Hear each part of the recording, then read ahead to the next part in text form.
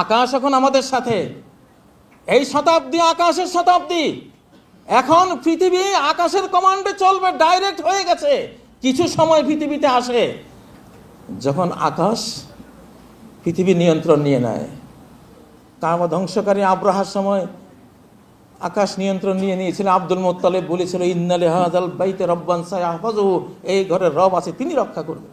ফেরাউন আর মূসা আলাইহিস সালামের কাহিনীতে পৃথিবীতে কিছু শতাব্দী, কিছু সময় আসে, দুর্বল না তখন সবল, সবল না তখন দুর্বল।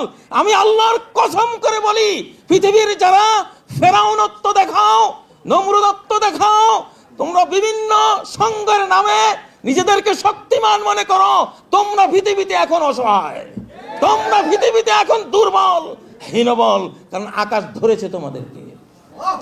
আর পৃথিবীতে যারা এখন দুর্বল, পৃথিবীতে যারা এখন দুর্বল, কাজী ইব্রাহিমরা দুর্বল, হুজুররা দুর্বল, আলেম সমাজা দুর্বল, এরাই এখন সবল, এরাই এখন সবল। মুসা আলাইহিস সালামের 300-350 বাহিনী, ফেরাউনের 10-12 লক্ষ আর্মির সামনে কিছুই না, কিন্তু দুর্বলরাই রক্ষা পেয়েছে, সবলরা মারা পড়েছে। পলায়ন পর হযরত নূহ আলাইহিস সালাম জাহাজে পালিয়ে যাচ্ছেন, কয়টা মানুষ? 70-80 জন। আর লক্ষ লক্ষ তার বিরোধী যে শক্তিটা ছিল, সেই শক্তিমানরা ওই সময় পর্বে এসে, এলাহি সময় পর্বে এসে, আইয়ামুল্লাহ, আল্লাহর দিন যখন শুরু হয়, আল্লাহর সময় পর্ব যখন শুরু হয়, তখন ওই সবলরা হীনবল, দুর্বলরা হয়েছে সবল। হযরত ইব্রাহিমের ঘটনায় তাই, মুহাম্মদ সাল্লাল্লাহু আলাইহি সাল্লামের ঘটনায় তাই। বাংলাদেশে 5ই আগস্ট যেটা হয়েছে, পোলাপান, টোকাই পোলাপান, শিশু কিশোর, সাধারণ পোলাপান যারা কোটার জন্য আন্দোলন করলো, আল্লাহ গোটা বাংলাদেশ তাদেরকে দিয়ে দিলেন। আমরা তো ছিলাম।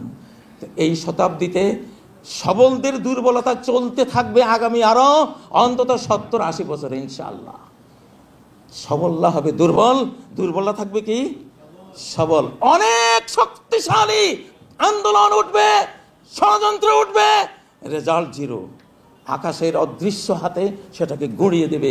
বাল নাকযিফু বিল হাক্কি আলাল বাতিল, আমি হকের বোম্বিং করি বাতিলের স্থাপনার উপরে, ফায়াদ মাগহু, সেটাকে ছিন্ন ভিন্ন করে দেয়। ফায়জা হুয়া জাহিক, দেখতে দেখতে সেটা হয়ে যায় অপসৃয়মান, সেটা হয়ে যায় নস্বাত, ধূলিসাৎ।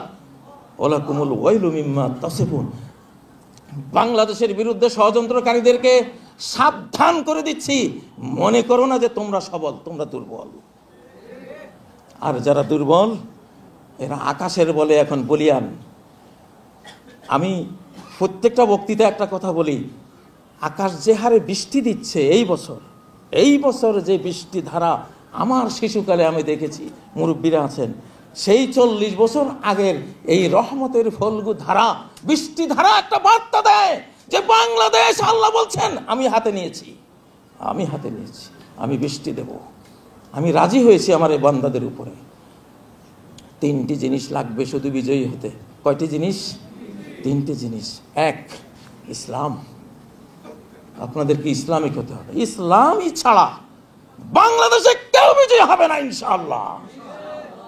প্রমাণ চান?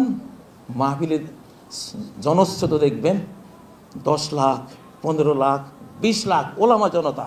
এখন জনতা ওলামার হাতে থাকবে, জনতা হবে ছাত্র, ওলামা হবে মুআল্লিম। এটা ফরজ। গোটা জাতি গোষ্ঠী কোনো না কোনো আলেমের ছাত্র হইতে হবে। এই জাতির 10,000, 5,000, 1 লাখ, 500, 700 যে যেখানে থাকেন আলেমের ছাত্র হবেন ইনশাআল্লাহ। আও আলিমুন ও মুতাআল্লিমুন।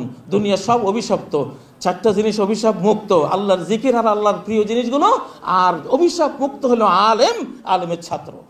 এই যে আলেম আর জনতা, এটা নবীওয়ালা স্লোগান। কিন্তু আন আদু ইলাইয়া ইবাদাল্লাহ, মুসা আলাইহিস সালাম বললেন আল্লাহর বান্দাদেরকে তোরা কি করবি ফেরাউন, আমার কাছে দে, আমি নবী, আমার কাছে দে। এখন নবীরা নাই, নবীদের ওয়ারিসরা আলেমরা আছে, আলেমদের কাছে আসবা। কোন নেতা গোলামের জাত, গোলামদের কাছে এই জাতিকে আমরা দেব না ইনশাআল্লাহ। কোন গোলামের কাছে আমরা এই জাতিকে দেব না। আর ইউরোপের গোলামি করবা, ওই যে পশ্চিমাদের গোলামি করবা, পার্শ্ববর্তী দেশের দালালি গোলামি করবা, গোলামরাই সর্বনাশ করেছে আমাদের। গোলামি মে নাকামাতি হাসাম সিরি না তদবীরি জুহো যাওকে ইয়াকি পয়দা তুকাট জাতি হে জিনজিরি।